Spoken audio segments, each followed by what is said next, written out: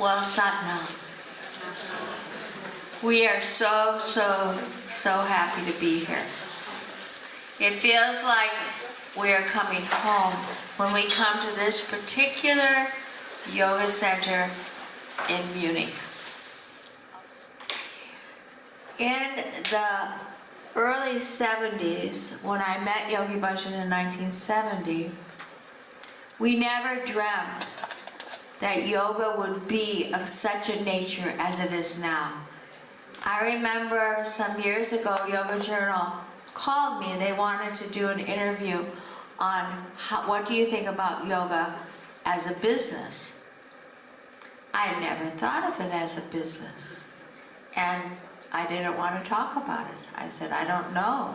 And then I realized over the years, we have 3 yoga centers now, and they really are, in one sense, like a business. Because you have to pay rent, the teachers, we have restaurants, and we have to pay for everything. And so in many ways, yoga has become a business. And then you watch people all over the world wanting to become yoga stars, wanting to become known, wanting to have great renown worldwide. And it almost is like Hollywood. But we started in 1970 when this was not a topic that even came into our minds. We started so simply, where we were just teaching classes for free. People came, we had a bowl, they put in the bowl a flower, a cookie, a few pieces of change. They took the class. We taught in parks, we taught in prisons, we taught in old people's homes. I started teaching in a men's prison in Arizona. Many of the people in the prison at that time were Hispanics who probably had come or tried to get through the border from Mexico, United States, different situations. And here I was, a 27-year-old young woman that looked pretty crazy. We didn't wear turbans, but I think we wore our hair up and we wore funny little white clothes. They were always from thrift shops. You know thrift shops? Where you get things secondhand shops. And I'd go to the prison, and all I remember is I didn't really know exactly what to do. There were no manuals at that time. All there were Yogi Bhajan said, just start from the bottom chakra and go to the top. So that's how we were teaching. And I remember all these men, all they did was giggle. They laughed and they giggled and they poked each other because they couldn't believe that, I guess, I was there teaching them this funny stuff. And then through grace and really good fortune, you found Kundalini.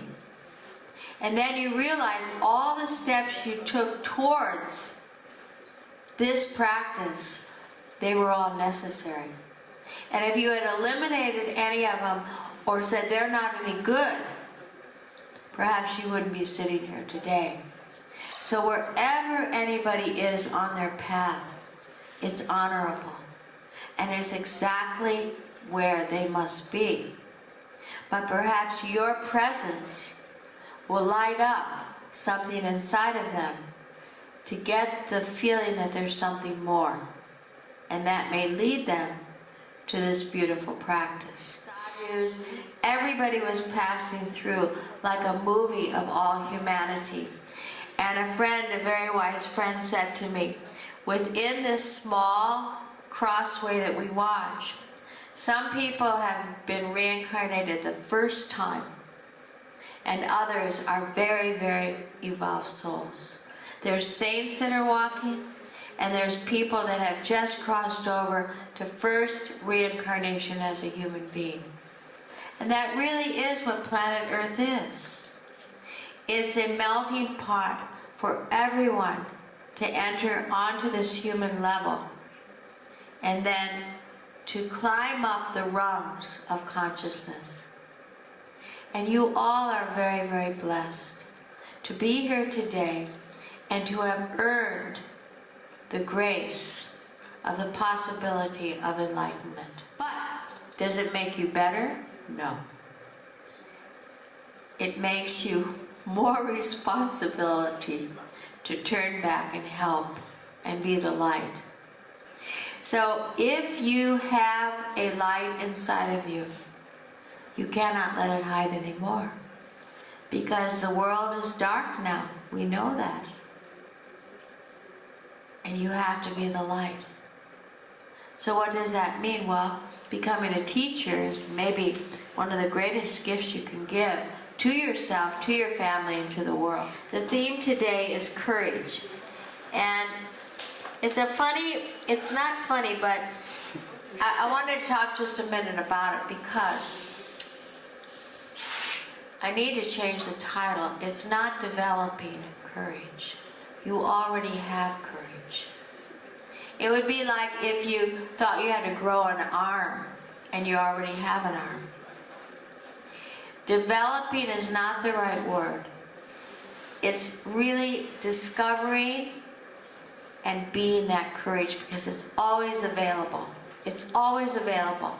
And it's really not even a build-up. It's like either in the moment, when you have to walk on the hot fire, you have courage, or you don't have courage. You act upon it, or you don't. It's always there. It's like love. It's always there. When we first met Yogi Bhajan, and we had the first or second summer solstice in New Mexico, he had a man come from India who made a whole long bed of hot coals. And through what we did at the beginning, we all walked on those coals. Who have walked on hot coals? Yeah, it's a practice in India, and it's a practice they've used in other forms of discipline. And it was my first introduction to really developing that meditative mind that went beyond the ordinary mind into the excelled mind where there's no limits.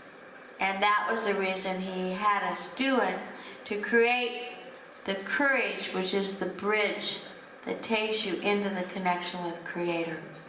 Once you have that, you're never limited again. However, until we become fully enlightened, it can come and go. One day we feel courageous, next day we feel very like this. The expansion, the contraction. But more and more as life fills you up, you become more and more contracted. Expanded so that you're not doing this as much. You're not on the roller coaster of the emotions. You have the steadiness that comes your way. So today, we will spend this first 10 to 2, or whatever time it is now, discovering,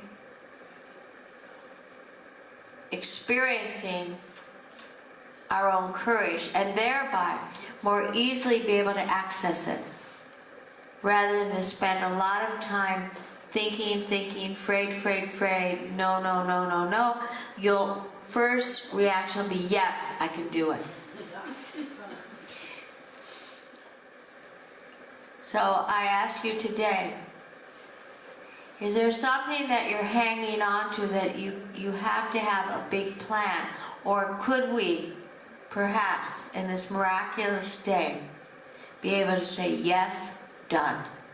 And then the Creator is your employer, and that's His job to figure out how. But if you don't say, yes, done now, no one can do anything. So are we willing? Yes? Okay, great. Okay. Please bring your